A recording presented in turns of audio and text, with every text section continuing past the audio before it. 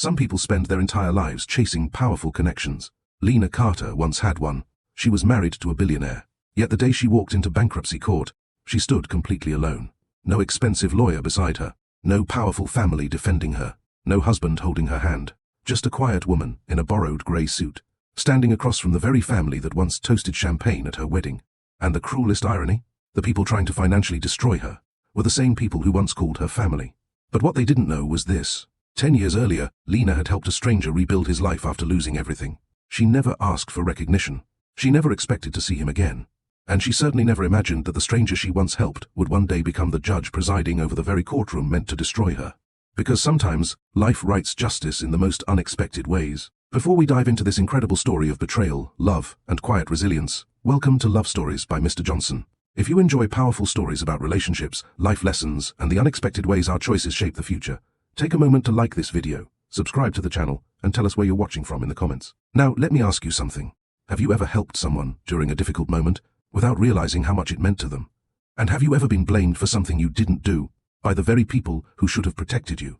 Because Lena Carter experienced both. Her billionaire husband's family believed they had finally cornered her. They believed bankruptcy court would erase her name, her reputation, and the life she had once shared with them. But the moment the judge looked down at the case file and recognized her name, everything changed. And what happened next left the entire courtroom in stunned silence. The morning Lena Carter walked into bankruptcy court began with something so ordinary it almost felt insulting.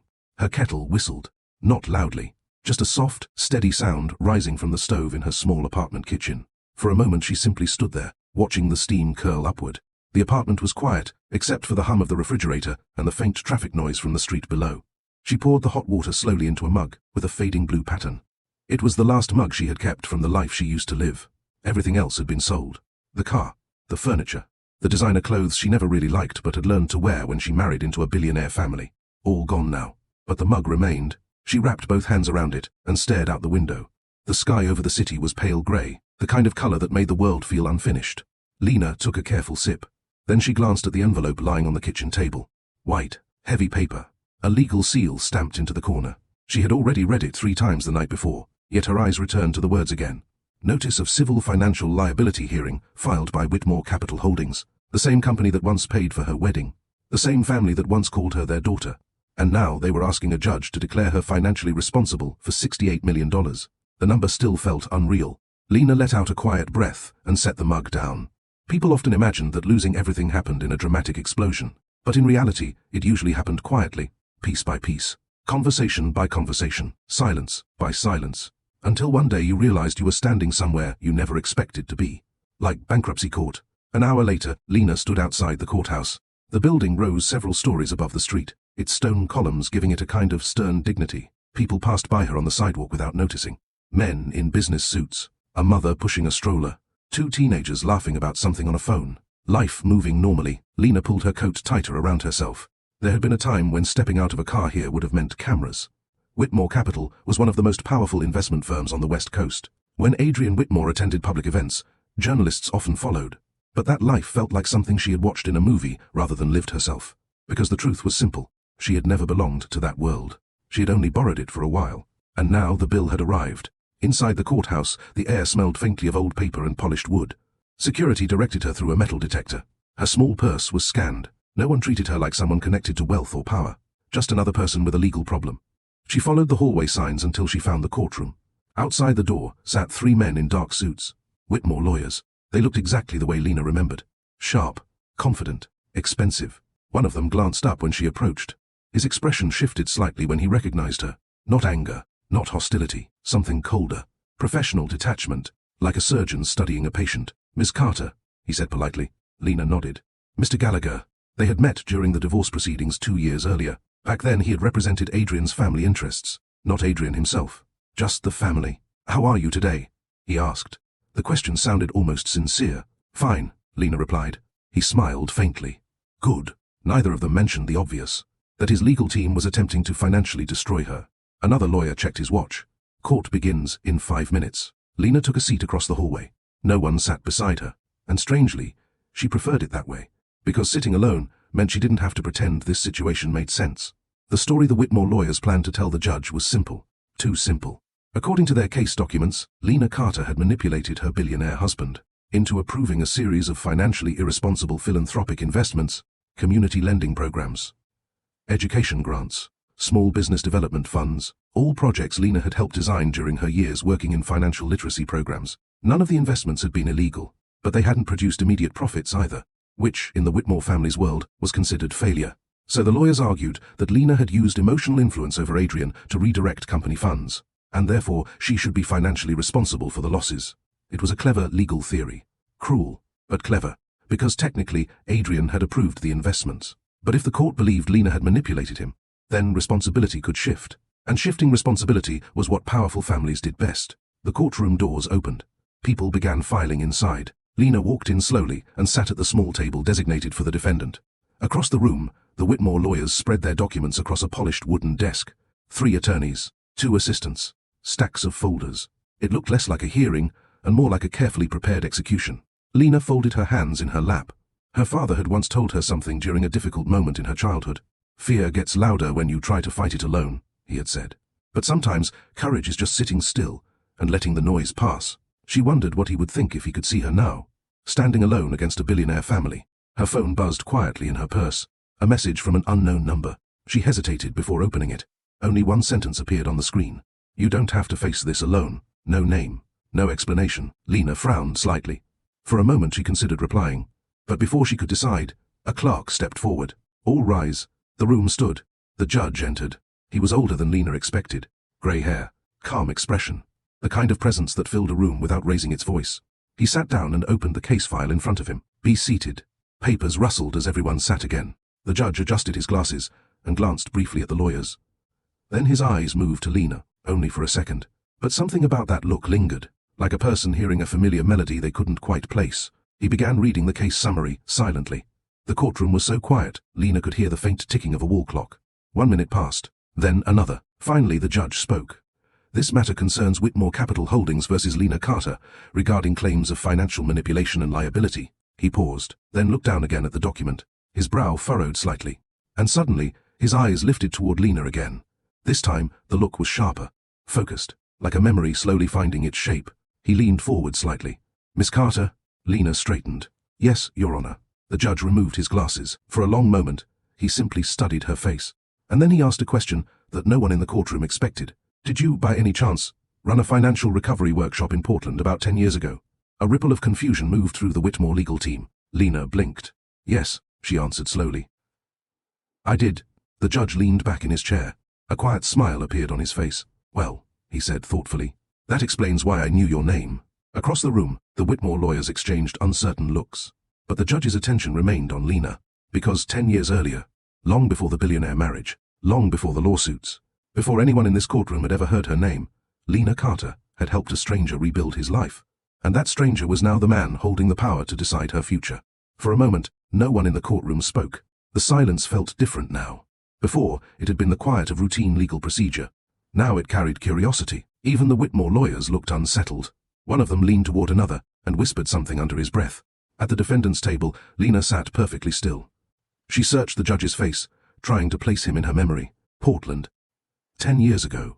Financial recovery workshop. She had run dozens of those programs during that time. Some were held in small community centers, others in libraries or church basements. The rooms had been filled with people who shared the same quiet burden. Debt, failed businesses, divorce, lost savings. People who felt like they had ruined their lives. Lena had never thought of those sessions as extraordinary. They were simply conversations about rebuilding. But now the judge was looking at her like one of those conversations had mattered more than she realized. He folded his hands on the desk.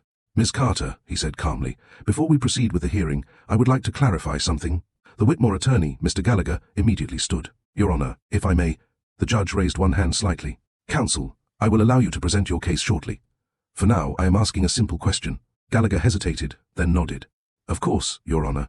The judge turned back to Lena. 10 years ago, were you working with a non-profit organization called Financial Pathways?" Lena nodded slowly. "Yes, Your Honor.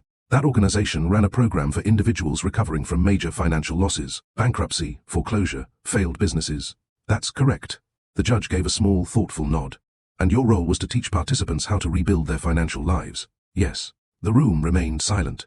Then the judge smiled faintly. "Well," he said, In that case, I believe I attended one of your workshops. A murmur rippled quietly through the courtroom. Even Lena leaned forward slightly. You did? Yes. The judge leaned back in his chair. At the time, I was not yet a judge. That caught everyone's attention. I was a small business attorney running my own legal practice in Portland, he continued. Unfortunately, I made a series of poor financial decisions involving a partnership investment. He paused briefly. The business collapsed. Lena listened quietly. Within 6 months, the judge went on. I had lost my firm, my savings, and nearly my house. No one in the courtroom moved. Bankruptcy is an interesting experience, he said calmly. Not only because of the financial consequences, but because of the emotional ones. His voice carried the steady tone of someone who had thought about this many times. You begin to believe that every mistake defines you forever. Lena understood that feeling. She had heard it in hundreds of voices over the years. People often arrived at her workshops convinced their lives were over. But financial loss, she believed, was rarely the end of a story. Usually it was just the moment someone was forced to start writing a new one. The judge continued. A friend suggested I attend one of your seminars. I almost didn't go. He smiled slightly. I assumed it would be a lecture about responsibility. Lena couldn't help a small smile of her own. That's what most people expect. Yes, he said. But instead, you said something that stuck with me. He looked directly at her. You told the room that financial failure does not mean someone is irresponsible. It means they made decisions with incomplete information. Lena remembered saying that. It had always been one of her central teaching ideas. Because most financial disasters didn't come from stupidity. They came from trust placed in the wrong systems. The judge continued. You explained that rebuilding requires 2 things. He raised 2 fingers. First, learning how money actually works. Second, learning how to forgive yourself long enough to try again. Lena felt a quiet warmth in her chest. She had repeated that message hundreds of times, but hearing it echoed years later felt strangely powerful. I followed your program for 6 months, the judge said, and eventually I rebuilt my finances. He paused briefly. More importantly, I rebuilt my confidence. The courtroom remained silent. Then he leaned forward slightly. And eventually, I applied for the judicial appointment I'd once believed I was unqualified for. He gestured lightly around the room. And here we are. Across the courtroom, one of the Whitmore attorneys cleared his throat uncomfortably. The judge turned his attention back to the legal table. Now, counsel, he said calmly, you may proceed with your opening statement. Mr. Gallagher stood immediately. He adjusted his jacket and walked toward the center of the courtroom.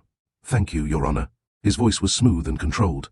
The matter before the court today concerns financial misrepresentation and undue influence. He glanced briefly at Lena.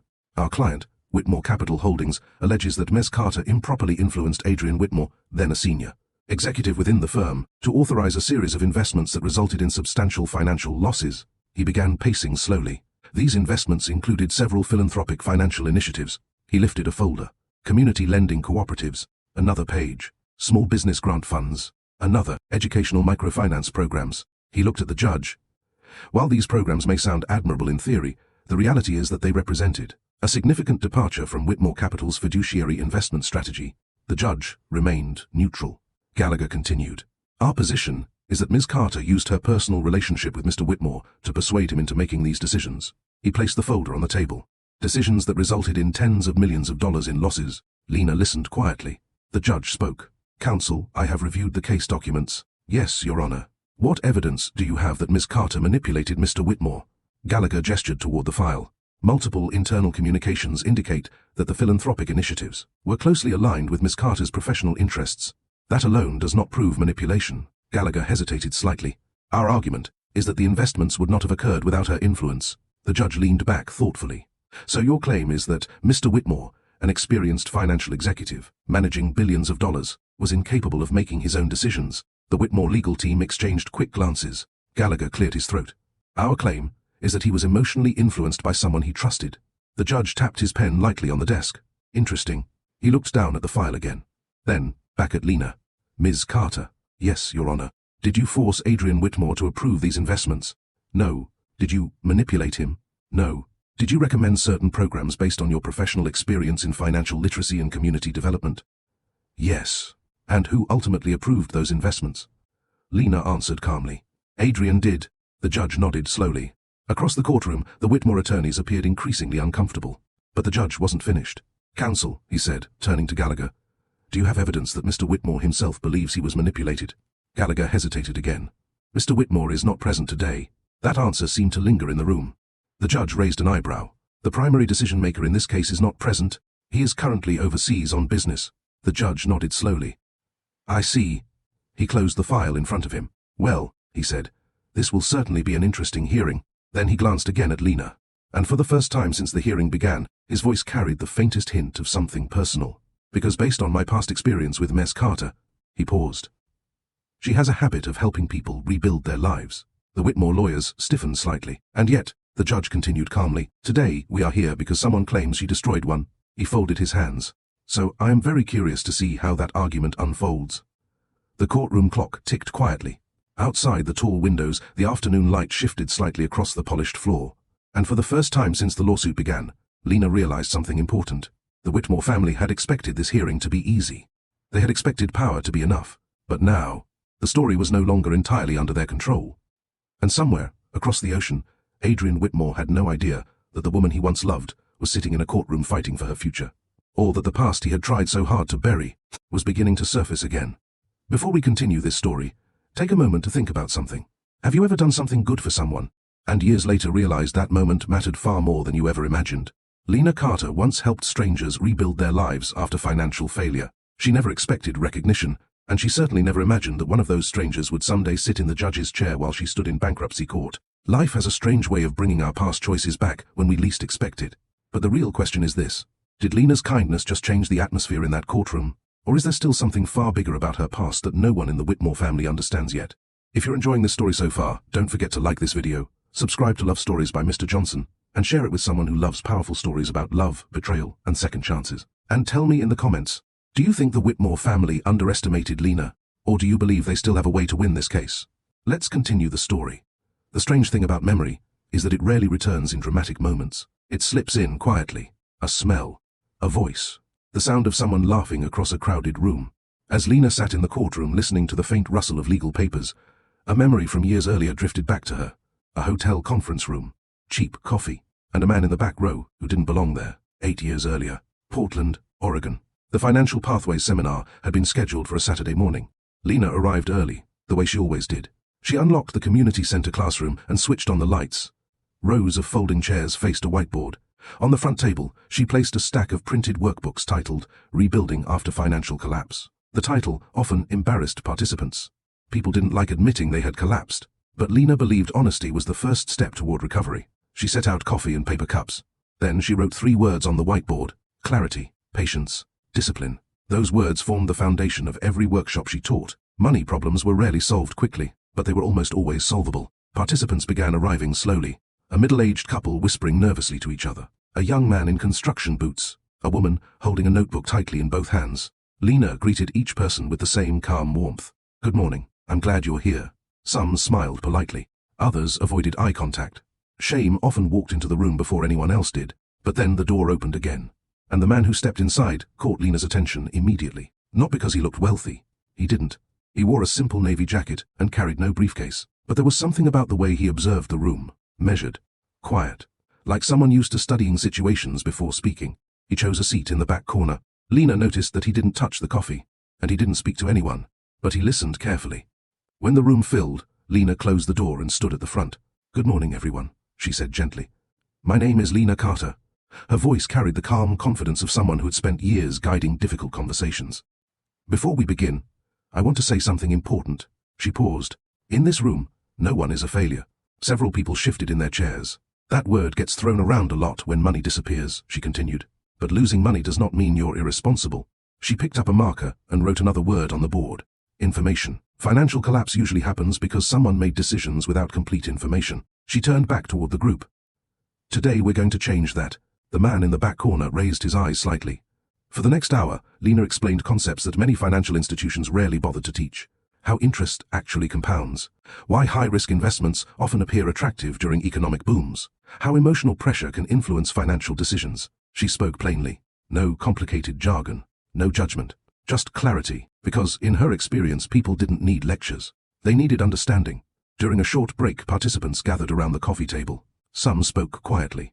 Others remained silent. The man in the back still hadn't introduced himself. But as Lena refilled the coffee pot, he approached. Up close, he looked a little older than she first thought. Late 30s, maybe.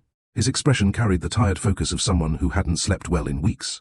"Miss Carter," he said politely. "Yes? I had a question." "Of course." He hesitated briefly.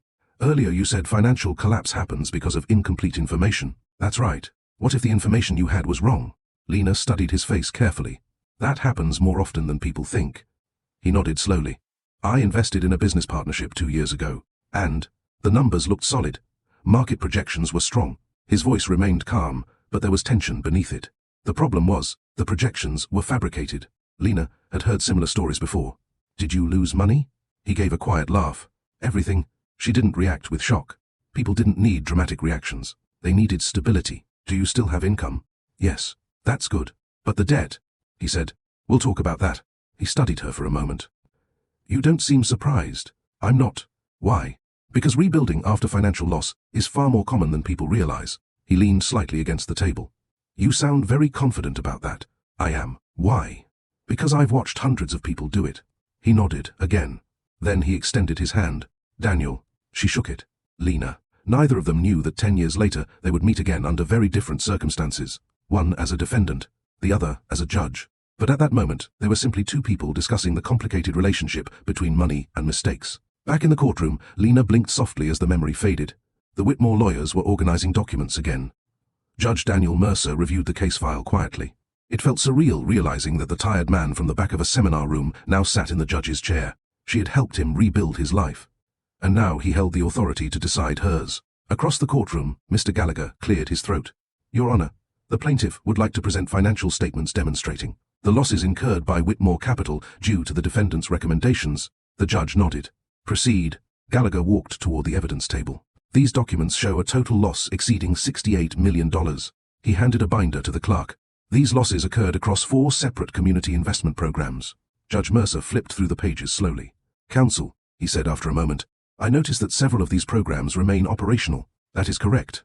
And according to these reports, 2 of them have begun generating modest returns. Gallagher hesitated. Minimal returns, Your Honor, but returns nonetheless. Yes. The judge leaned back thoughtfully. So these were long-term investments. Gallagher shifted slightly. They were high-risk philanthropic initiatives, which Mr. Whitmore approved. Yes. The judge closed the binder. And yet, you claim, Ms. Carter is responsible. Our position is that she influenced the decisions. Judge Mercer tapped his pen lightly on the desk. I see. Then he looked toward Lena again. Ms. Carter. Yes, Your Honor. During your marriage to Mr. Whitmore, did you personally control Whitmore Capital's financial accounts? No. Did you hold any executive position within the company? No. Did you have authority to approve investments? No. The judge nodded slowly. Across the room, one of the Whitmore attorneys whispered urgently to Gallagher. But before they could interrupt, the courtroom doors opened. Everyone turned.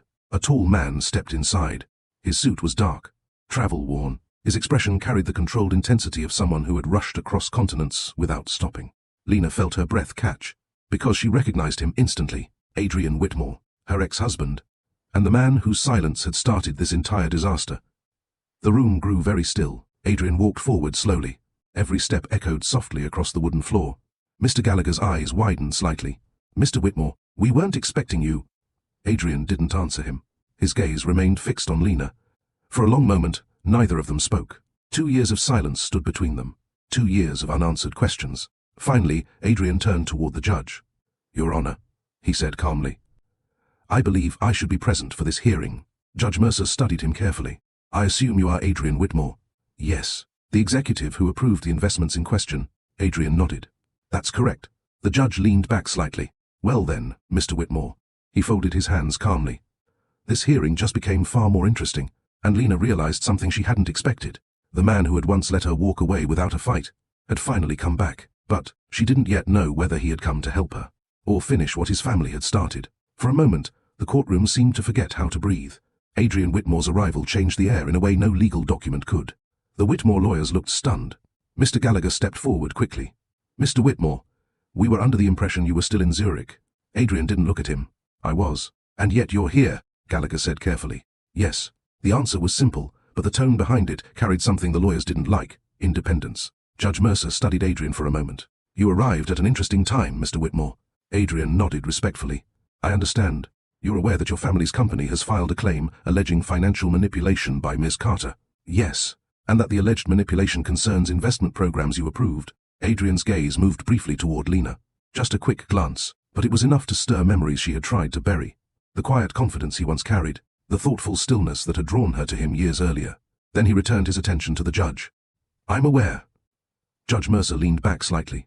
Then perhaps you can clarify something for the court. He gestured toward the stack of documents.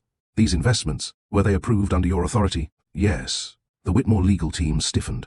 Gallagher spoke quickly. Your Honor, while Mr. Whitmore technically approved the investments, our argument concerns the influence placed upon him. Judge Mercer raised an eyebrow. I understand your argument, counsel. He turned back toward Adrien.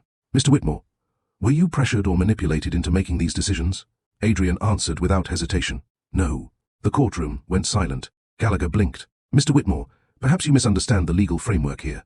I understand it perfectly. His voice remained calm, but it was firm. The investments were my decision. Another attorney leaned toward Gallagher and whispered urgently. Judge Mercer watched the exchange quietly. Mr. Whitmore, he said, if the investments were your decision, why has your company filed a claim suggesting otherwise? Adrien paused. For the first time, something conflicted passed through his expression. A shadow of frustration. Because, he said slowly, my family believes someone should be held responsible for the losses. And they believe that person is Ms. Carter. Yes. Judge Mercer tapped his pen lightly against the desk. But you disagree? Adrien glanced toward Lena again. This time, his gaze lingered slightly longer. Yes. The judge nodded thoughtfully. That's important information. Lena sat very still. Hearing Adrien defend her felt strange, not comforting, not painful, just unexpected. Because the man standing in the courtroom now was very different from the man she remembered during the final months of their marriage. Back then, Adrien had been exhausted, distracted, distant in a way that made every conversation feel like an interruption. But the Adrien standing before the judge now looked focused, present, and maybe even determined. She didn't know what to make of that, because the last real conversation they had shared still echoed clearly in her mind. 2 years earlier, their San Francisco apartment had been quiet that night. Too quiet. The city lights glowed through the large windows overlooking the bay. Adrien sat at the dining table surrounded by documents, financial reports, investment forecasts, legal contracts. Lena stood near the kitchen counter watching him. You've been working 14 hours a day, she said gently. He didn't look up. I know. That's not sustainable. It's temporary. You said that 3 months ago. Adrien rubbed his temples. I don't have a choice right now. Lena walked closer. Yes, you do. He looked up then. What do you mean? You can slow down. Adrien gave a tired smile. You don't understand the pressure. Then, help me understand it. For a moment, he didn't respond. Then he leaned back in his chair. My father built Whitmore Capital from nothing, he said. And now he's recovering from a stroke while the board expects me to keep everything running. I know that, and every decision affects thousands of employees, investors, and partners. I know that too. Then you know why I can't slow down. Lena studied him carefully. What I know, she said quietly, is that you're carrying the entire weight of your family's expectations. That's the job. No, she said softly. That's the pressure they've taught you to accept. Adrien didn't respond. Lena continued. You once told me you wanted to build something meaningful with your wealth. I still do. Then why are you letting fear dictate your decisions? His expression hardened slightly. Fear has nothing to do with it. Then, what does? Responsibility. She nodded slowly. But responsibility to who? Adrien didn't answer. And in that silence, Lena realized something painful. The man she loved wasn't just fighting financial pressure. He was fighting his family's control. And that was a battle he had never truly learned how to win. Back in the courtroom, Judge Mercer closed the case file in front of him.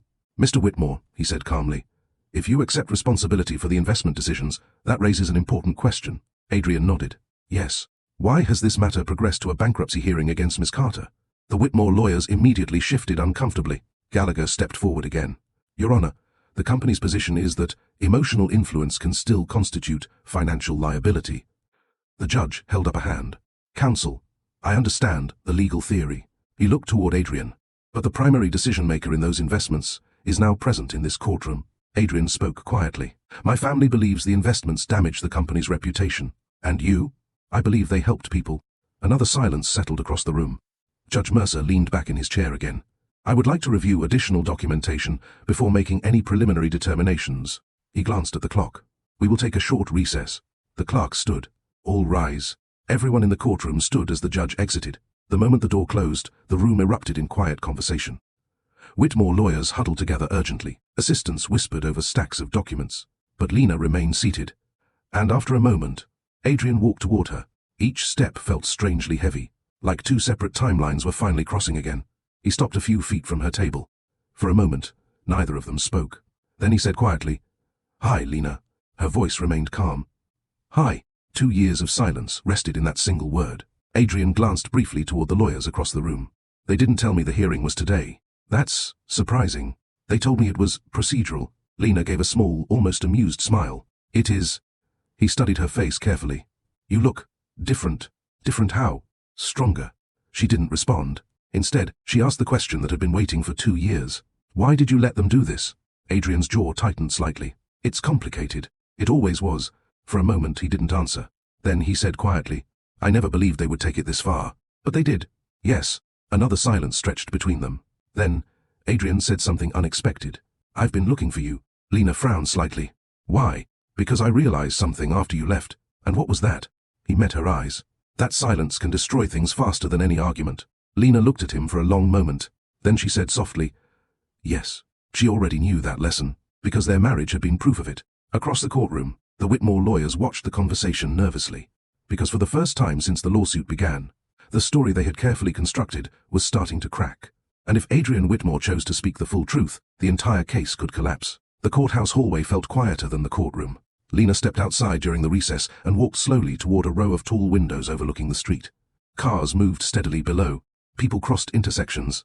A normal afternoon continuing without any awareness that her entire future was being debated upstairs. She folded her arms loosely and stared out at the city. Behind her, the courtroom door opened.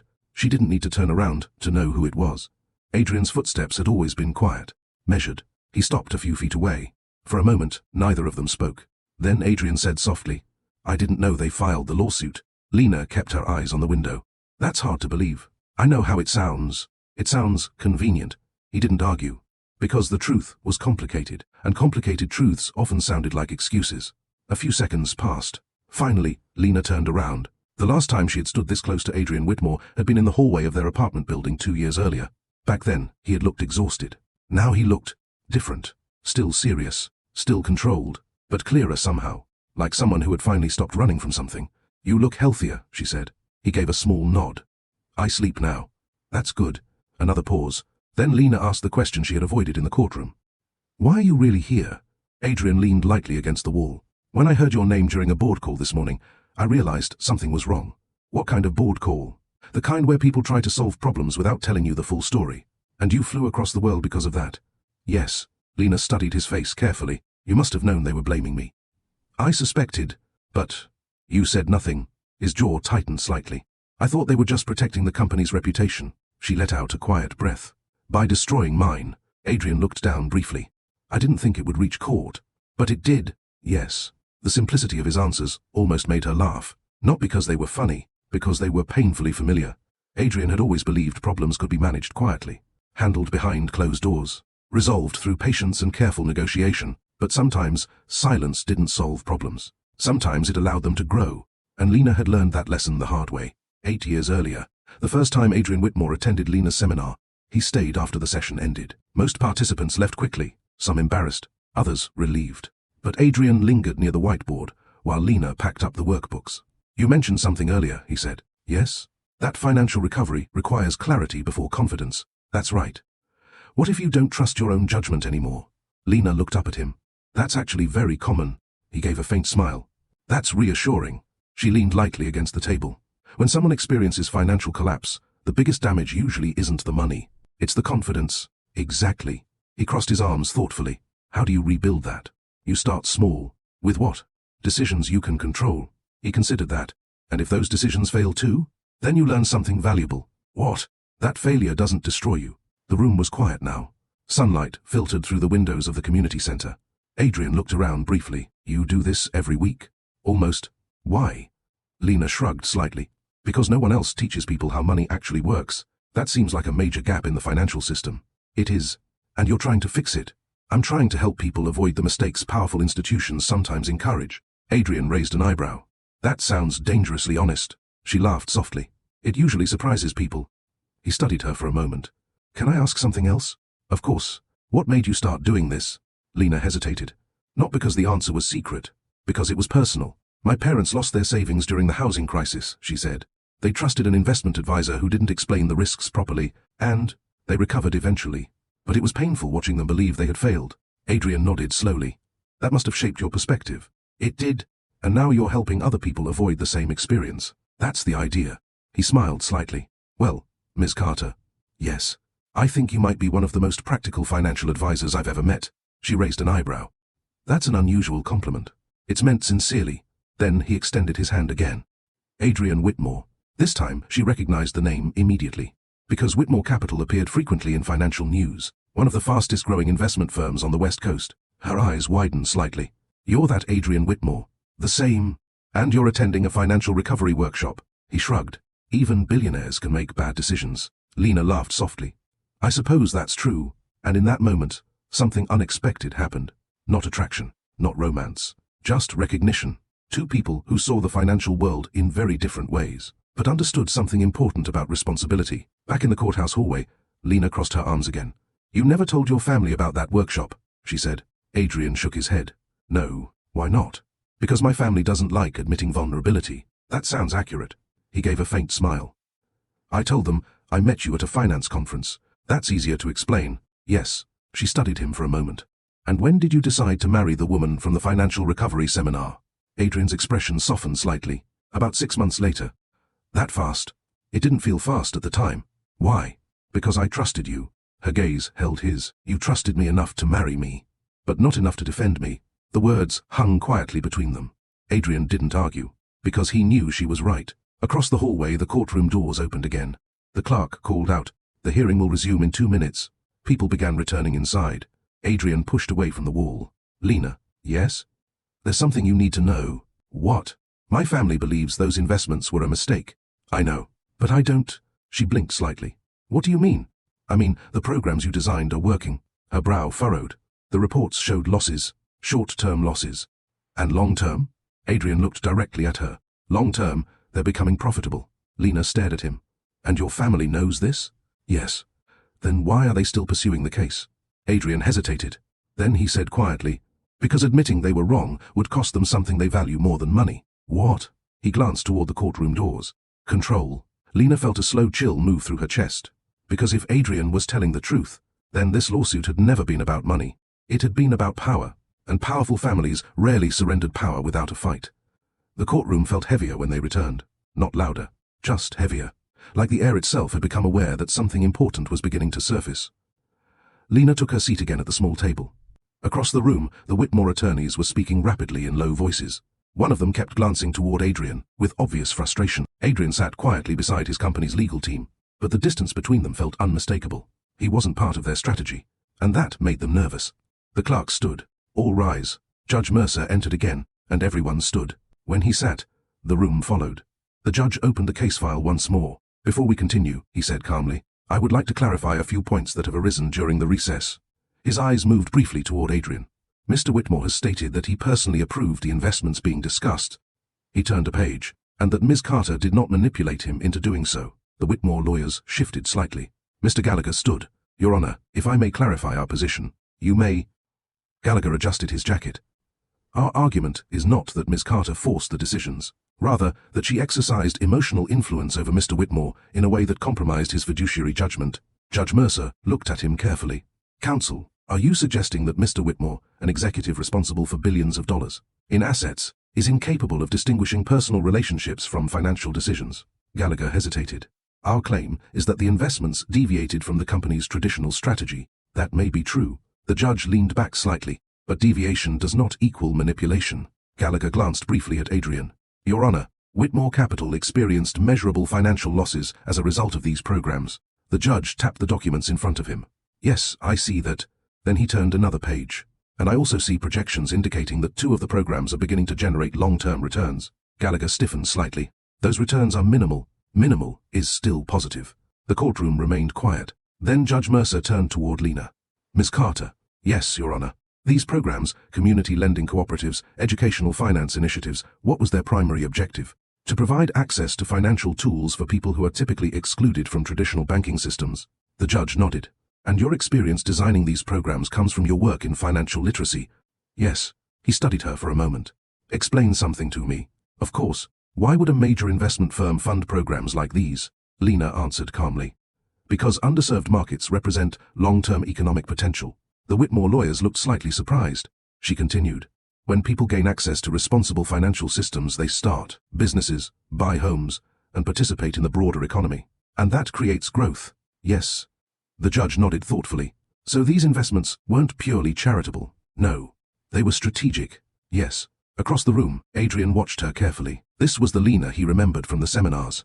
Clear, patient, able to explain complicated financial ideas in simple terms. Judge Mercer turned back toward the Whitmore lawyers. Counsel, your claim suggests these investments were reckless. Gallagher nodded. Yes, Your Honor.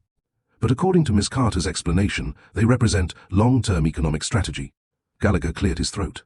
The company traditionally focuses on high-return institutional investments, and this approach is different. Yes. The judge leaned forward slightly. Different does not automatically mean irresponsible. Gallagher didn't respond, because he knew the judge was correct. The courtroom clock ticked quietly. Then Judge Mercer spoke again. Mr. Whitmore. Adrien stood. Yes, Your Honor. Did you approve these programs because Miss Carter asked you to? Adrien paused briefly. Then he said, no. Why did you approve them? Because they made sense. The judge raised an eyebrow. Explain. Adrien walked a few steps forward. When I first met Miss Carter years ago, she was teaching people how to rebuild after financial collapse. He glanced briefly toward Lena. She explained something that most financial institutions ignore. What was that? That millions of people fail financially, not because they're irresponsible, but because they're excluded from systems that could help them succeed. Judge Mercer nodded slightly. I remember that lesson. Adrien continued. When I became responsible for Whitmore Capital's investment strategy, I realized something. What? That underserved financial markets represent one of the largest untapped economic opportunities in the country. The judge leaned back. So you saw both social and financial potential? Yes. And you believed the programs would eventually succeed? Yes. Gallagher suddenly spoke. Your Honor, regardless of Mr. Whitmore's intentions, the company still suffered losses. Judge Mercer turned toward him. Temporary losses? Gallagher hesitated. Yes. The judge folded his hands. Counsel, many long-term investments experience early losses before generating profit. That is true. So the mere existence of losses does not prove negligence. Gallagher remained silent. Judge Mercer looked at Lena again. Miss Carter, did you personally receive financial benefit from these investments? No. Did you control the funds? No. Did you sign any investment approvals? No. He nodded slowly. Across the room, the Whitmore attorneys were beginning to realize something uncomfortable. Their case depended on proving Lena had manipulated Adrien. But Adrien himself had just dismantled that argument. Judge Mercer closed the file. Well, he said thoughtfully, this hearing has certainly become more informative than expected. Then he looked toward Adrien again. Mr. Whitmore, I have one final question for now. Yes, Your Honor. If you believed these programs were the right decision, why did you allow your family to blame Miss Carter? The question landed heavily in the room. Adrien didn't answer immediately. For a moment his gaze moved toward Lena, and the expression in his eyes carried something that hadn't been there before. Regret. Then he spoke quietly. Because I thought staying silent would protect her. Lena's eyes widened slightly. Judge Mercer raised an eyebrow. Protect her from what? Adrien hesitated. Then, he said the words that shifted the entire room. My family's retaliation. A murmur spread through the courtroom. Because suddenly, the lawsuit looked very different. Not like a financial dispute, but like something else entirely. Something personal. Something powerful families sometimes used when they felt their control slipping away. Judge Mercer leaned back slowly. I see. The courtroom had grown very quiet again, and Lena realized something unsettling. The truth Adrien had just revealed was only the beginning, because if the Whitmore family had launched this lawsuit out of retaliation, then what they feared losing might be far more valuable than money. The word retaliation lingered in the courtroom long after Adrien said it. It didn't explode like a dramatic accusation. It settled quietly, but its weight changed how every person in the room understood the case. Judge Mercer rested his hands calmly on the desk. Mr. Whitmore, he said slowly, retaliation is a serious allegation. Adrien nodded. Yes, Your Honor. Against your own family? Yes. Across the room, Mr. Gallagher immediately stood. Your Honor, I must object to this line of speculation. Judge Mercer raised a hand. Counsel, your client initiated this legal action. If new information emerges regarding motive, the court is obligated to consider it. Gallagher's jaw tightened. But retaliation is not part of the official complaint. That may be true, the judge replied calmly, but it may still be relevant. The Whitmore attorneys exchanged tense looks. Because the case was moving somewhere they had not planned, Judge Mercer turned back to Adrien. Explain. Adrien took a slow breath. His voice remained calm, but the tension beneath it was unmistakable. My family believes control is the foundation of stability. The judge raised an eyebrow. That sounds philosophical. It's practical, Adrien replied. For 3 generations Whitmore Capital has operated under a single principle. And what is that?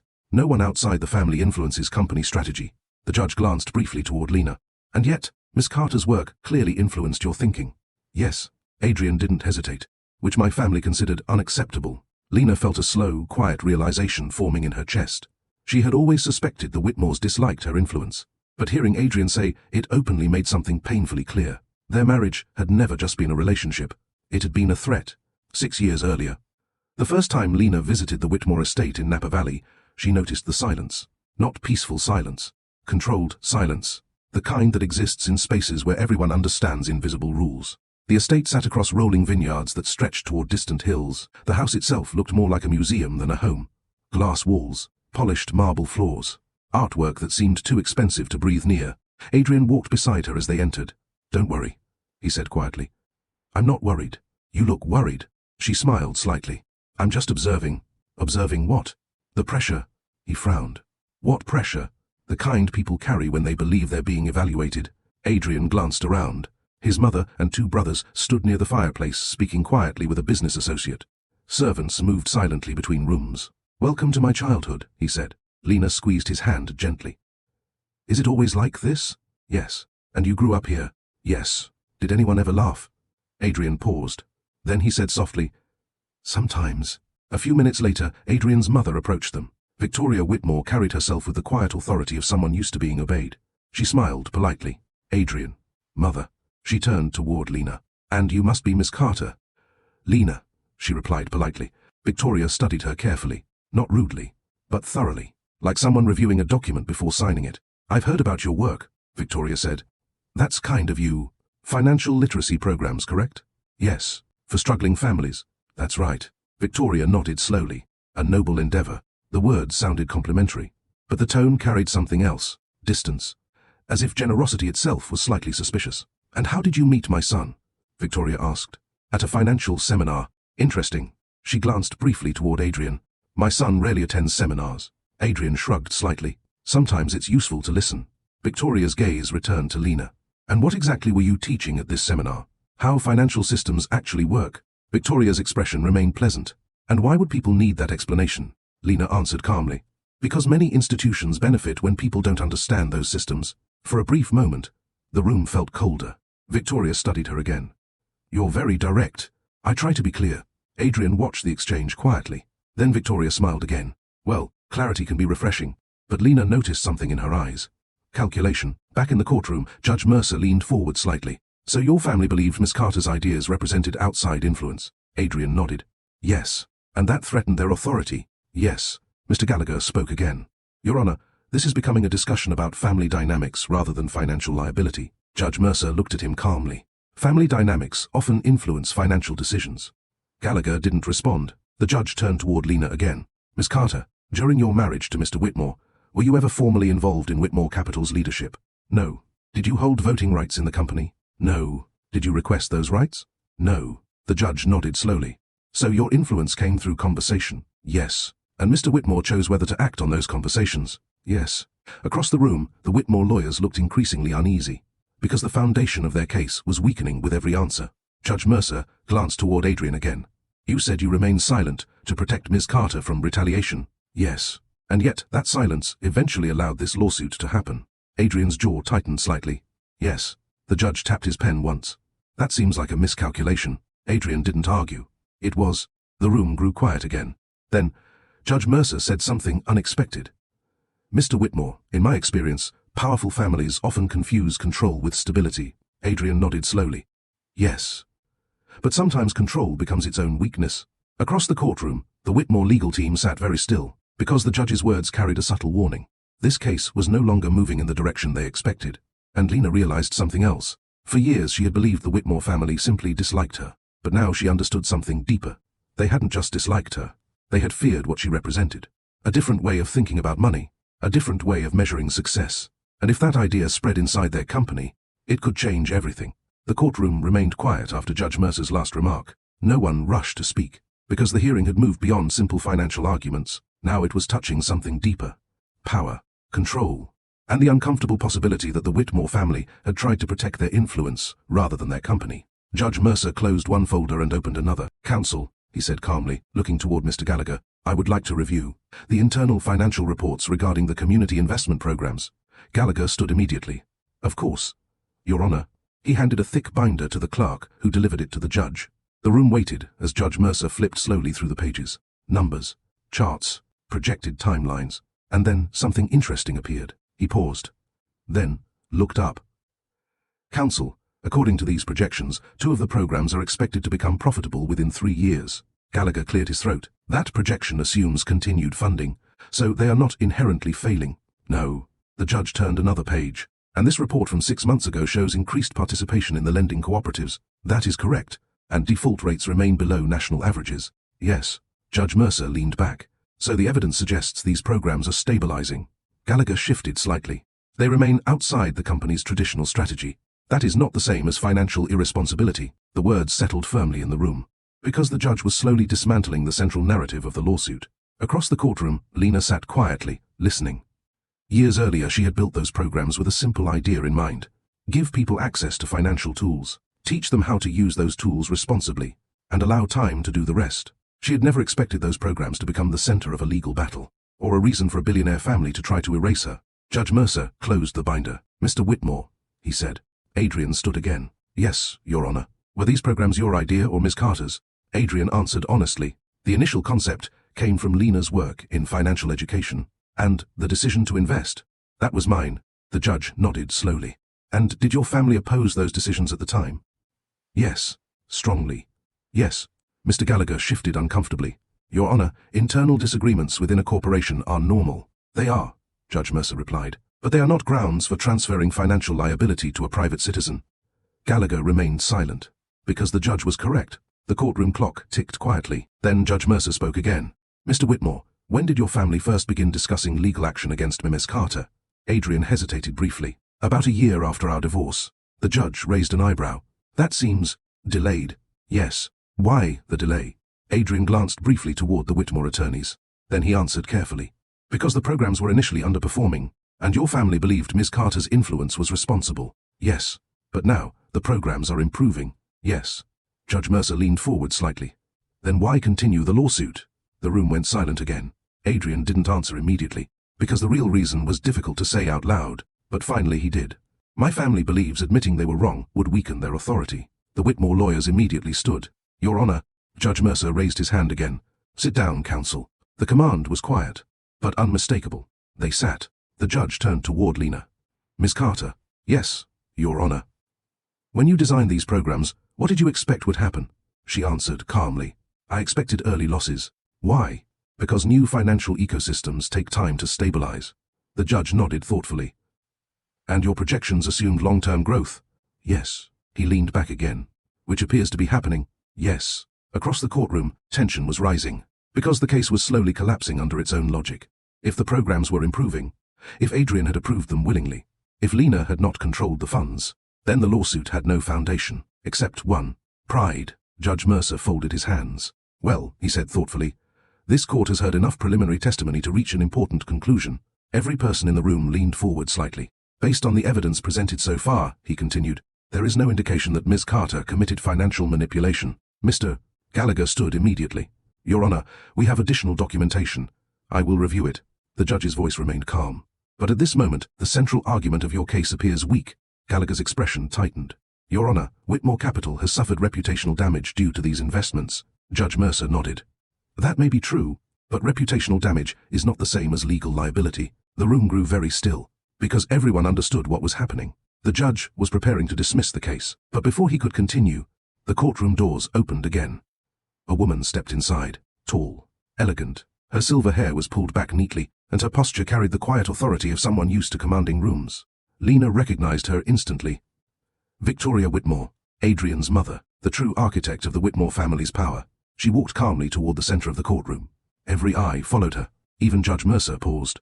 "Your Honor," Victoria said smoothly, "I apologize for the interruption." The judge studied her. "And you are Victoria Whitmore." A faint ripple of tension moved through the Whitmore legal team, because they had not expected her to appear in person. Judge Mercer leaned back slightly. "And what brings you here today, Ms. Whitmore?" Victoria's eyes moved briefly toward Lena, then to Adrien, then back to the judge. "I believe there are certain facts this courtroom has not yet heard." The silence that followed felt heavy, because when powerful people decided to speak, they rarely did so without a reason. And Lena suddenly realized something unsettling. The Whitmore family might be losing the legal argument, but that didn't mean they were finished fighting, because Victoria Whitmore had just entered the room. and she had never lost control of anything in her life. Before we move forward with the story, take a second to think about what just happened. For years, Lena Carter was blamed for a decision she never controlled. A powerful family believed they could protect their reputation by quietly placing the responsibility on her shoulders. But the truth is slowly coming out in that courtroom. The investments weren't reckless. The decisions weren't forced, and the man who approved them has finally spoken. Yet just when it seemed the case might fall apart, the most powerful person in the Whitmore family walked into the room. Adrien's mother. And if there's one thing everyone knows about powerful families, it's this: they rarely give up control without a fight. So now I want to ask you something. Do you think Victoria Whitmore came to protect her family, or to destroy Lena's last chance at justice? If you're enjoying this story so far, make sure you like the video, subscribe to Love Stories by Mr. Johnson, and share this story with someone who loves powerful, emotional storytelling. And tell me in the comments, if you were Lena, would you trust Adrien after everything that happened, or would the silence between them be impossible to forgive? Let's continue the story. Victoria Whitmore didn't rush. That was the first thing Lena noticed. She walked toward the center of the courtroom with the calm patience of someone who had spent her entire life entering rooms where people waited for her approval. The Whitmore attorneys immediately stood. "Mrs. Whitmore," Mr. Gallagher said quietly, clearly surprised. Victoria acknowledged him with the smallest nod. Then her gaze shifted to Adrien, her son. For a brief moment, the mask of composed authority cracked just slightly. Disappointment, not anger, not shock, just quiet disappointment. Adrien held her gaze without speaking. Then Judge Mercer cleared his throat gently. "Ms. Whitmore," he said calmly, "this hearing is currently in session." "Yes, Your Honor," she replied politely. "And you indicated you have information relevant to the case." "I do." Judge Mercer studied her for a moment. "Are you representing Whitmore Capital in any official capacity?" "No." "Then you are appearing as a witness, if the court permits." The judge nodded slowly. "Very well." He gestured toward the witness stand. "Please take the stand." The entire courtroom watched as Victoria Whitmore stepped forward and sat down. She placed one hand lightly on the railing of the witness stand. Perfect posture. Perfect control. The clerk administered the oath. "Do you swear to tell the truth, the whole truth, and nothing but the truth?" "I do." Victoria folded her hands neatly in her lap. Judge Mercer leaned back slightly. "Ms. Whitmore, you said there are facts this courtroom has not heard." "Yes, Your Honor." "Please explain." Victoria's voice remained smooth. "My family's concern regarding Miss Carter has never been about money." That statement caused immediate murmuring across the room. Even Lena felt a flicker of confusion, because the entire lawsuit had been built on financial claims. Judge Mercer raised an eyebrow. "Interesting," Victoria continued. "The financial losses are secondary. Then, what is the primary concern?" Victoria turned her head slightly. Her eyes settled directly on Lena. "For several years, Miss Carter held significant emotional influence over my son." Lena remained still. Adrien's jaw tightened. Victoria continued calmly. "My son is intelligent, capable, and extremely disciplined." "That seems clear," the judge said. "But like many people under immense responsibility, he can also be idealistic." Adrien spoke quietly. "Mother." But she didn't stop. When Miss Carter entered his life, she introduced ideas about financial ethics, community investment, and social responsibility. Judge Mercer nodded slightly. "Concepts many would consider admirable." "Yes," Victoria said, "but not necessarily practical in a firm responsible for billions of dollars." Lena spoke for the first time. "Your Honor, may I respond?" The judge nodded. "You may." Lena turned toward Victoria. "You're suggesting ethical investing is impractical." Victoria's expression remained polite. "I'm suggesting that large financial institutions must prioritize stability over philosophy." Adrien stood suddenly. "That's not what this was about." Judge Mercer looked toward him. "Mr. Whitmore, please remain seated, unless you are called." Adrien slowly sat again, but the tension in his shoulders remained. Victoria continued. "My son believed these programs would create long-term financial growth. And you disagreed." "Yes." "Why?" Victoria answered calmly. "Because financial institutions exist to maximize efficiency," Lena replied quietly. "Efficiency for whom?" Victoria turned slightly toward her. "For the investors who trust us with their capital, and the communities affected by those investments." Victoria paused. "That is a separate discussion." Lena shook her head slightly. "No, it isn't." The courtroom grew very quiet, because Lena's voice carried something powerful, not anger, conviction. For years she had worked with people who lost everything because financial systems treated them like numbers. She had seen families destroyed by debt they didn't fully understand.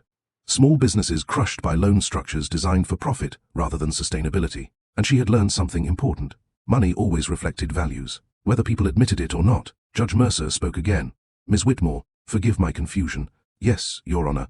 "If your disagreement with Ms. Carter concerns philosophy rather than financial misconduct, why is she being sued?" Victoria didn't hesitate. "Because influence can be dangerous." The judge raised an eyebrow. "Dangerous?" Yes. Explain. Victoria looked directly at Lena again. For several years, my son began questioning the structure of Whitmore Capital, and you attribute that change to Miss Carter. Yes. Adrien spoke again. That's not true. Victoria ignored him. My son began shifting company strategy toward long-term social investment models. Judge Mercer nodded. Which he has explained here today. Yes. Victoria folded her hands again. But those decisions began altering internal power dynamics within the company. The room grew still, because now the conversation was finally approaching the real issue. Control. Victoria continued. My family built Whitmore Capital through discipline and strategic consistency. And you believed those principles were being threatened? Yes. Judge Mercer leaned back thoughtfully. So the lawsuit against Miss Carter is connected to a disagreement about company direction. Victoria gave a faint smile. You could say that. Lena felt a slow realization settle in her chest. This had never been about money.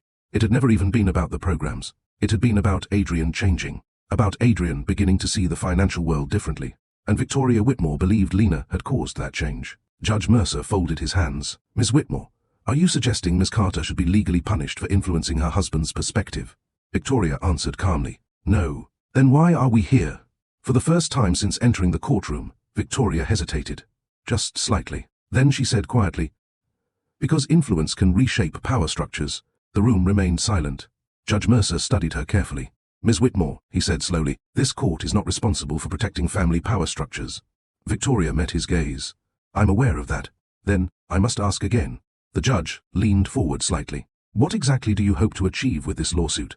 Victoria looked briefly toward Adrien, then toward Lena.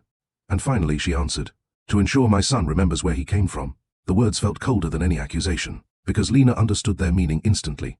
Victoria Whitmore wasn't trying to win a legal argument. She was trying to reassert control, even if it meant humiliating the woman her son had once loved. Across the courtroom, Adrien slowly closed his eyes, because for the first time in his life, his family's intentions were no longer hidden.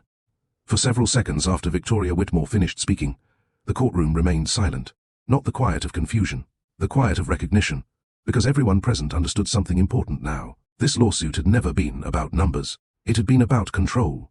Judge Mercer rested his hands on the desk and studied Victoria carefully. Ms. Whitmore, he said calmly, I appreciate your honesty. Victoria inclined her head slightly. Thank you, Your Honor. But honesty sometimes clarifies matters in ways people don't expect. She remained composed. I'm aware. The judge leaned back in his chair. From what you have described, this case appears to stem from a disagreement about corporate philosophy rather than financial misconduct. Victoria didn't respond, because there was no way to deny it without contradicting her own testimony. Judge Mercer turned a page in the case file. Whitmore Capital invested in several long-term community financial programs. Yes, Victoria said. Those programs experienced early financial losses. Yes, but they are now stabilizing. Victoria nodded once. That appears to be the case. The judge tapped the file lightly. And Mr. Whitmore approved those investments under his own authority. Yes. He looked toward Lena. And Miss Carter did not hold an executive position within the company. That is correct. The judge closed the folder. Then I am struggling to identify the legal basis for this lawsuit. Across the room, Mr. Gallagher stood again. Your Honor, Whitmore Capital believes Miss Carter's influence compromised Mr. Whitmore's judgment. Judge Mercer raised an eyebrow. Influence is not illegal. Gallagher hesitated. Perhaps not, but when influence leads to financial damage. The judge interrupted gently.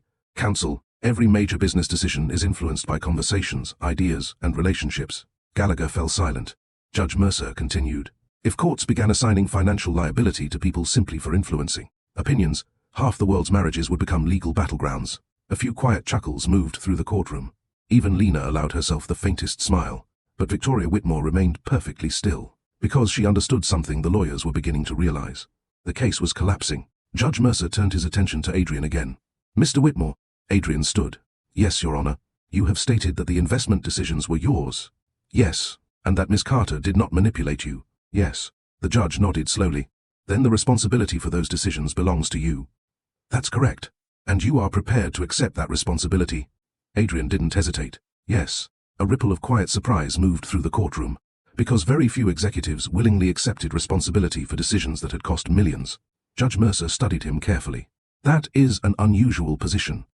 Adrien answered calmly. It's the honest one. Across the room, Victoria's eyes narrowed slightly, not in anger, in calculation. Her son had just publicly separated himself from the strategy she had built for decades. But she said nothing, because she understood another rule of power. Sometimes, silence was more dangerous than argument. Judge Mercer folded his hands. Well, he glanced toward Lena again. Miss Carter, I have one question for you. Yes, Your Honor. If this lawsuit is dismissed, what do you intend to do? The question surprised her.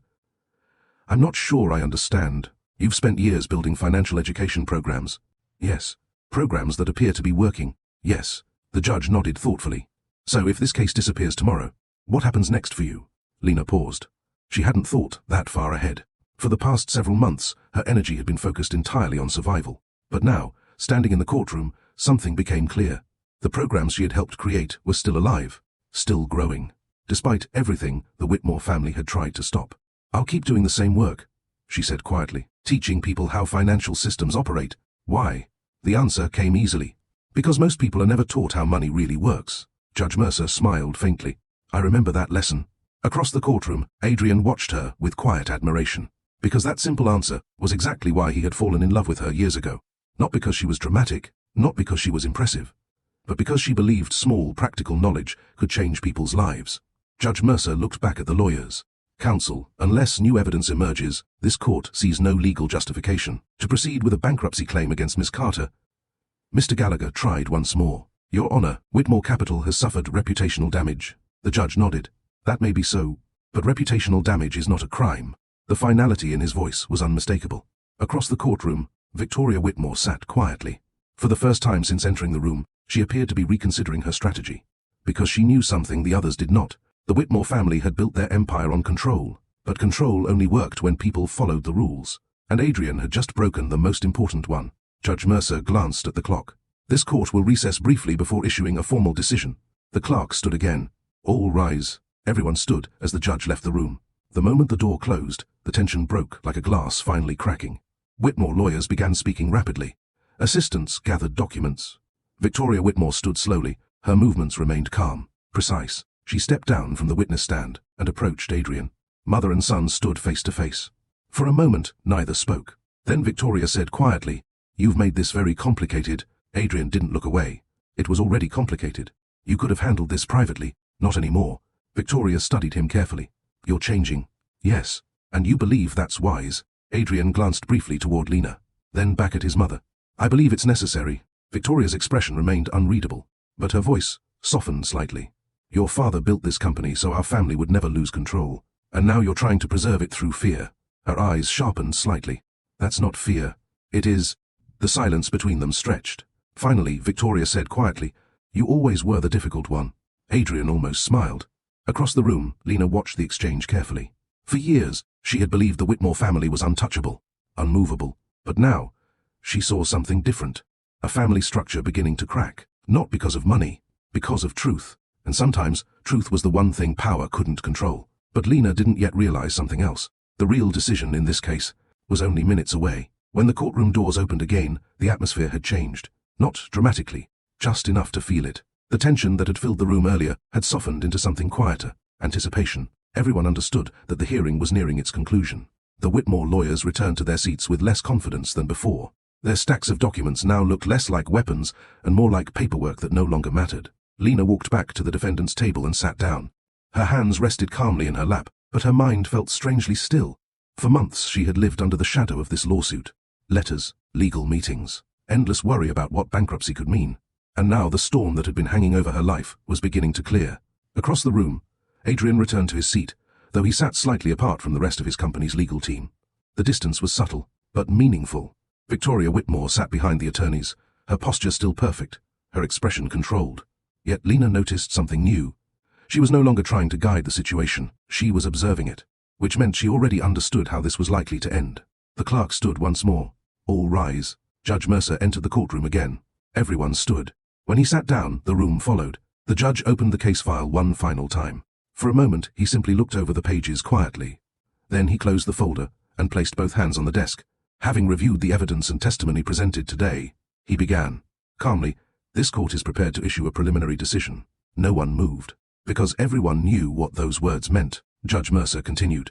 The plaintiff, Whitmore Capital Holdings, has alleged that Ms. Lena Carter manipulated Mr. Adrien Whitmore into authorizing investment programs that resulted in financial losses. He paused briefly. However, the testimony provided by Mr. Whitmore himself confirms that he independently approved those investments. Adrien remained standing. Judge Mercer continued. Furthermore, The evidence indicates that Miss Carter held no executive authority within Whitmore Capital and exercised no direct control over company funds. He turned a page. Additionally, financial reports suggest that the programs in question are beginning to stabilize and may produce long-term returns. A quiet murmur moved through the room. Judge Mercer raised his eyes again.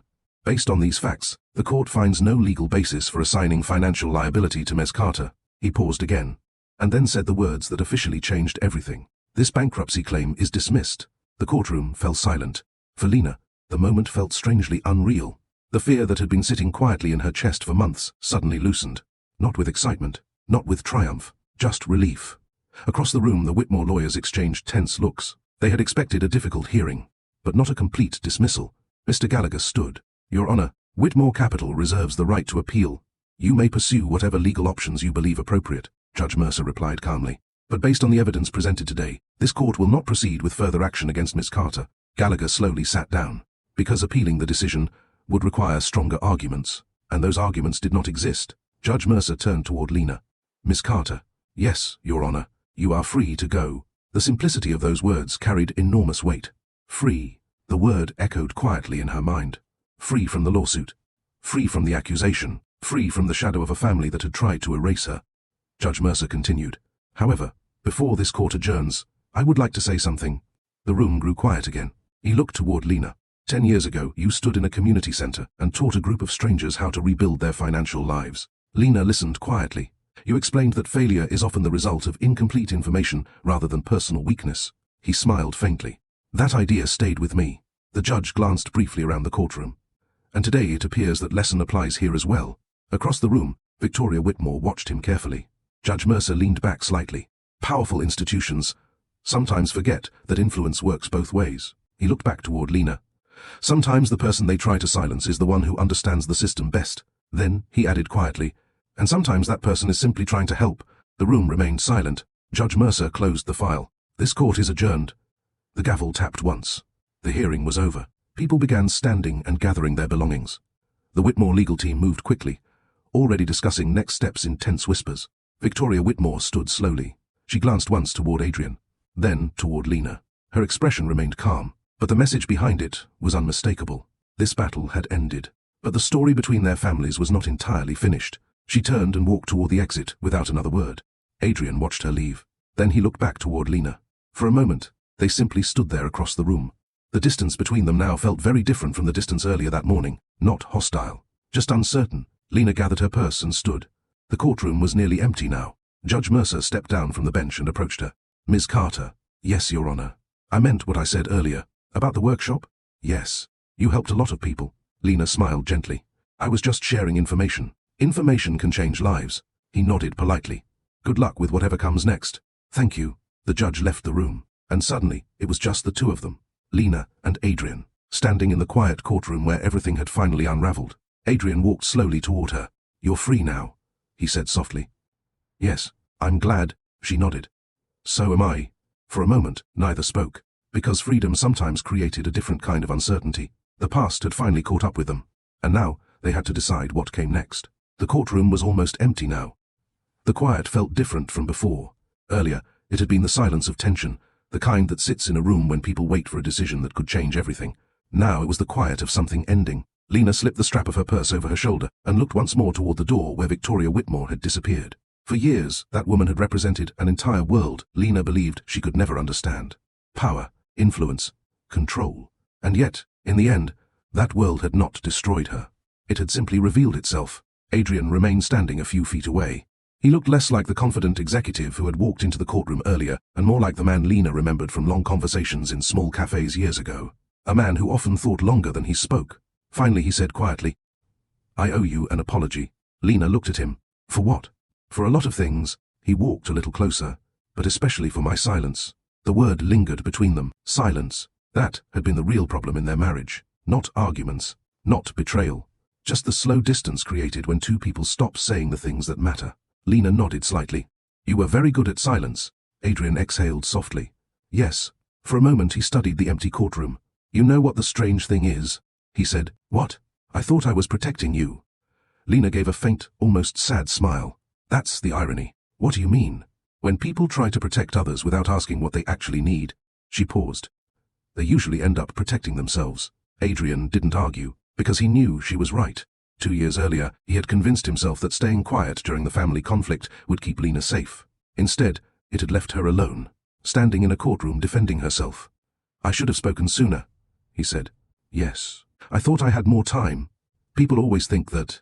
The simplicity of her words carried more truth than any accusation. Adrien looked down briefly. Then he said something honest. "I didn't know how to stand up to my family." Lena studied him carefully. "You do now." He nodded once. "Yes." 6 years earlier, Adrien and Lena sat together in a small cafe near the Portland waterfront. Rain tapped softly against the windows. The place smelled like coffee and cinnamon.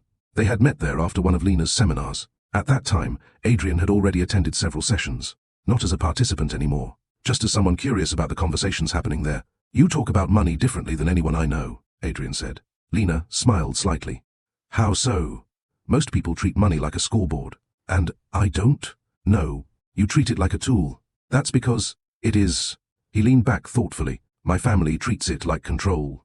Lena stirred her tea slowly. "That's common in large financial institutions." "Why?" "Because controlling money often feels like controlling outcomes. And you don't believe that?" "I believe outcomes are influenced by people. And people are unpredictable." "Yes." Adrien smiled faintly. "That must make investment strategy complicated." "It does, but it also makes life interesting." He studied her quietly. "You know, if my family heard you speak like this, they'd think you were dangerous." "Dangerous? To their worldview." She laughed softly. "That seems dramatic." "It's not." "Why?" "Because people who ask different questions change how systems operate." Lena raised an eyebrow. "You make that sound like a revolution." Adrien shrugged. "Sometimes small ideas are." That conversation had stayed with both of them for years, not because it was dramatic, but because it revealed something simple. They saw the world differently, and somehow that difference had drawn them together. Back in the courtroom, Lena walked slowly toward the door. Adrien followed.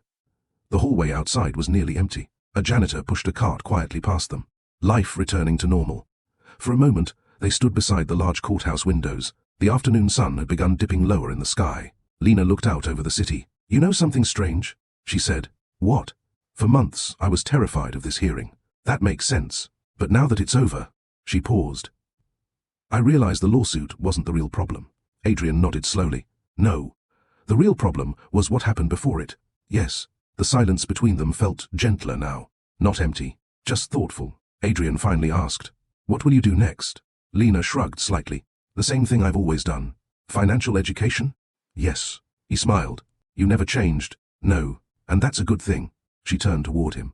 "What about you?" Adrien leaned lightly against the window. "That's a more complicated question." "Why?" "Because today made something very clear." "What?"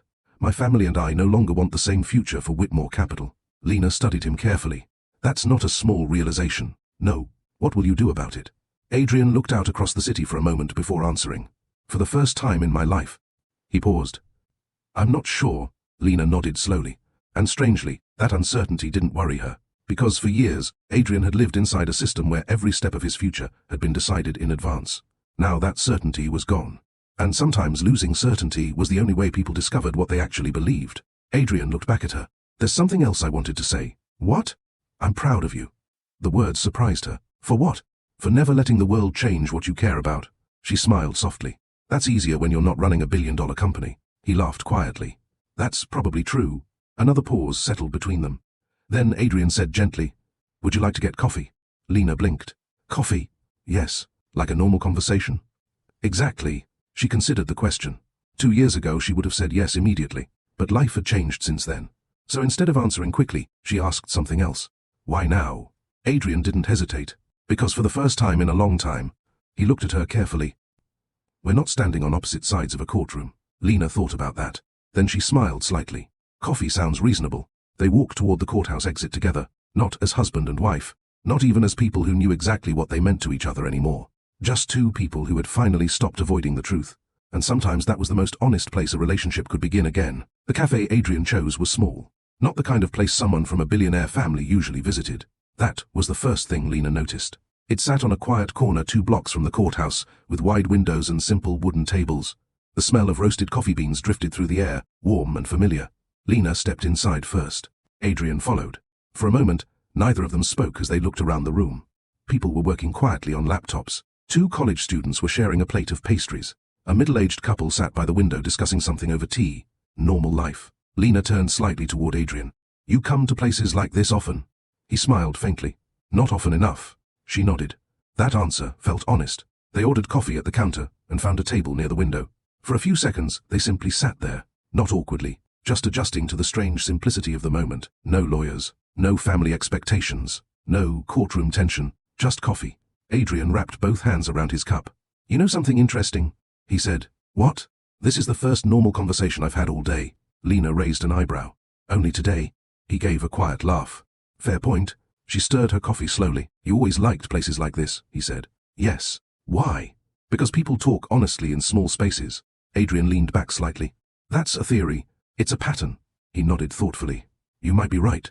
For a moment, they watched the people moving quietly around the cafe. Then Adrien spoke again. When I first attended your seminar years ago, I didn't expect to learn anything. Lena looked up. That's a bold confession. It's an honest one. He took a small sip of coffee. My entire life had been built around financial knowledge, and you assumed you already understood everything. Yes. So, what surprised you? Adrien smiled slightly. You weren't teaching people how to make money. No, you were teaching them how to understand it. That's different. He leaned forward slightly. You know what the biggest problem with wealth is? What? People start believing money itself represents intelligence. Lena nodded slowly. That happens a lot. But it's not true. No.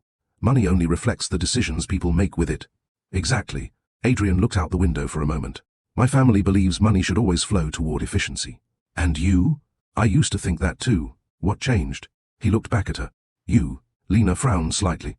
That's a lot of responsibility. It's not responsibility. What is it? Perspective. She thought about that. Years ago, she had never intended to change Adrien's perspective. She had simply explained how financial systems affected ordinary people. But sometimes the most powerful lessons were the simplest ones. Adrien continued quietly. You showed me something my family never discussed. What? That money shapes communities. Yes. And if financial institutions ignore those communities... He paused. The entire system eventually becomes unstable. Lena nodded. That's basic economic reality. But my family never saw it that way. Why not? Because they grew up inside success. She understood that immediately. People who had always lived within stable systems often struggled to imagine life outside them. Adrien continued. You once said something during one of your seminars. What was that? You said financial literacy is the most underrated form of social power. Lena smiled slightly. I still believe that. So do I. He leaned forward slightly. You know why? Why? Because the moment people understand how money actually works. He paused. They stop being easy to control. The words hung quietly between them. Because they were both thinking about the same thing. Whitmore Capital. Victoria Whitmore. The entire structure of power that had tried to blame Lena for a decision Adrien himself had made. Lena took a sip of coffee. Your mother will not forget today. Adrien nodded. I know. Are you ready for that? He thought for a moment. Then he said something unexpected. I don't think today was about defying her. No. What was it about? Adrien looked at her carefully. It was about finally deciding what kind of person I want to be. The honesty of that answer surprised her, because the Adrien she remembered from years earlier had always struggled between two worlds, the expectations of his family and the ideas he had discovered through Lena's work. Now that conflict had finally surfaced, and the outcome was still uncertain. Lena rested her hands around the warm cup. You know something ironic? She said. What? The Whitmore family tried to erase me from your company. Yes, but the ideas they feared. She gestured lightly toward him. Are still sitting here drinking coffee. Adrien laughed quietly. That's true. For the first time that day, the laughter felt genuine, not nervous, not forced, just real. After a moment, Adrien asked, Do you regret it? What? Marrying me? Lena didn't answer immediately. Instead, she looked out the window at the people walking past the cafe. Life continuing, uncomplicated by billion-dollar lawsuits. Finally, she spoke. No. Adrien blinked slightly. Really? No. Why not? Because even though the marriage didn't last, she paused. The conversations we had were real. Adrien nodded slowly. And those conversations changed things. Not just for me. Lena raised an eyebrow. What do you mean? Adrien reached into his briefcase and pulled out a thin folder. He placed it on the table. What is that? She asked. Something I should have shown you a long time ago. Lena opened the folder. Inside were financial reports, charts, community investment data. She flipped through the pages slowly. Her eyes widened. These are the programs. Yes. They're expanding. Yes. She looked up.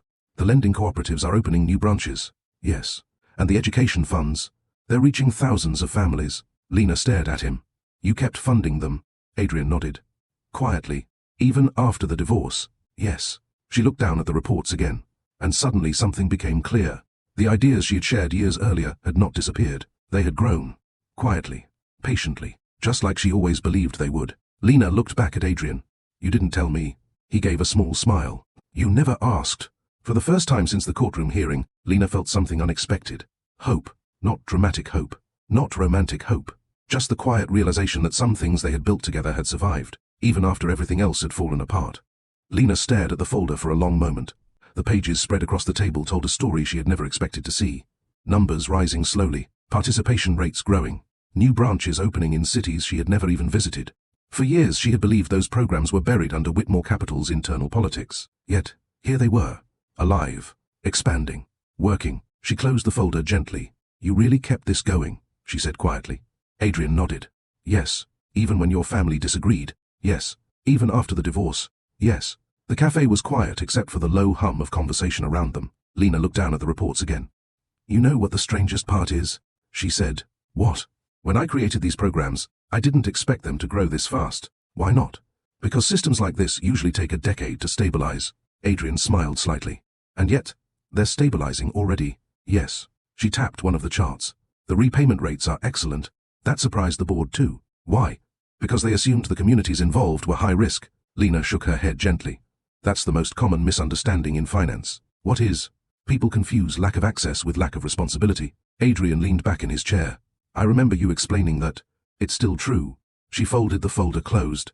For generations, financial institutions avoided those communities. Yes, but when people finally receive fair financial tools, she gestured lightly toward the reports. They usually succeed. Adrien watched her carefully. The calm confidence in her voice hadn't changed, even after the lawsuit, even after the divorce. Lena still spoke about financial systems the same way she had years ago, patiently, clearly, like someone explaining something that should have been obvious all along. You know what my family still believes? Adrien said. What? They believe the programs are only succeeding because Whitmore Capital funded them. Lena smiled faintly. That's only half true. What's the other half? The programs are succeeding because people were ready for them. Adrien nodded slowly. Yes. For a moment, they sat quietly again. Then, Adrien asked something more personal. Do you ever think about what might have happened if things were different? Different how? If we had spoken more honestly before everything collapsed? Lena thought about that question carefully.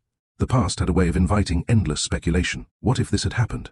What if that conversation had gone differently? But she had learned something important during the last 2 years. Life rarely moved backward. Finally, she said, I think we were both learning something at the time. What? How to be ourselves. Adrien smiled faintly. That sounds simple. It's not. No. She leaned back slightly. You were trying to balance loyalty to your family with your own beliefs. Yes. And I was trying to understand a world that never really wanted me there. Adrien looked down briefly. My family never accepted you. I know. And I should have defended you sooner. Yes. But her tone carried no anger now. Just clarity. Adrien exhaled slowly. You know what the strange thing is? What? My family still believes they won.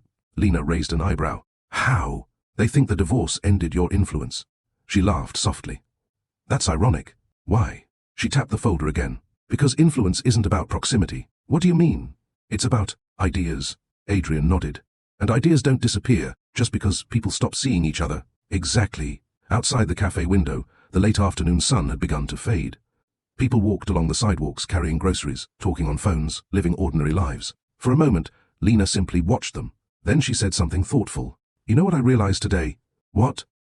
The Whitmore family was never really afraid of me. Adrien looked at her. No. What were they afraid of? She met his eyes. They were afraid of change. Adrien nodded slowly. That sounds accurate. Because once people begin asking different questions about money. She paused. The old rules stop feeling permanent. He smiled. You always did have a way of simplifying complicated ideas. That's the point of education. To make complicated things understandable. Yes. Another quiet moment passed. Then Adrien said something that surprised even himself. I've been thinking about leaving Whitmore Capital. Lena blinked. That's not a small decision. No. What would you do instead? I'm not entirely sure yet. That must feel strange. It does, but maybe uncertainty is healthy. Lena nodded thoughtfully. Sometimes it is. Adrien looked down at the folder again. What about you? What about me? Would you ever consider building something larger with these programs? Lena frowned slightly. They're already growing. I mean, something bigger. Like what? An independent financial education network. She studied him carefully. You're serious? Yes. Why? Because the system needs it, and you want to help build it. Yes. Lena thought about that quietly. Years earlier she had imagined expanding the programs, but life had taken unexpected turns. Marriage, conflict, divorce, a lawsuit, and yet the core idea had survived. She smiled softly.